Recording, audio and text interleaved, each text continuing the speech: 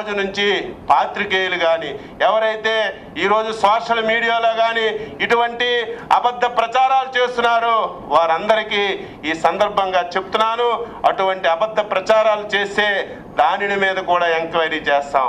ఎవరైతే సోషల్ మీడియాలో తప్పుడు ప్రచారం చేస్తున్నారో, ఎవరైతే పాత్రికేయులు కానీ టీవీల్లో కానీ తప్పుడు ప్రచారం చేస్తున్నారో వారి మీద కూడా ఎంక్వైరీ చేసి చట్టపరంగా అన్ని చర్యలు తీసుకుంటామని, సోషల్ మీడియాలో కూడా లేనిపోని విషయాలన్నీ ఎవరైతే పెడుతున్నారో చాలామంది అనుకోవచ్చు మేము పెడుతున్నాం కదా మాకు తెలియదని, ఆ తెలుసుకునే అవకాశం కూడా ప్రభుత్వం దగ్గర ఉంది.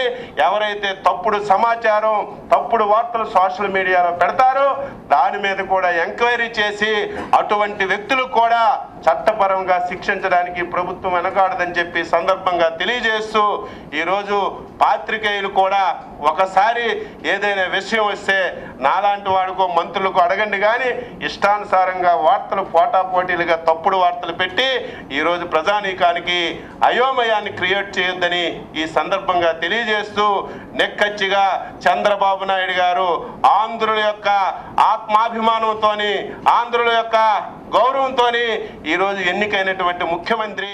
మొదటిసారి ప్రపంచంలో చూసిన రాజకీయ నాయకుడు Liberty for corruption, Liberty for exploitation కేవలం చంద్రబాబు నాయుడు. మొదటిసారి చూస్తున్నాయి. ఈ సెక్షన్ లో ఏం చెప్పారు?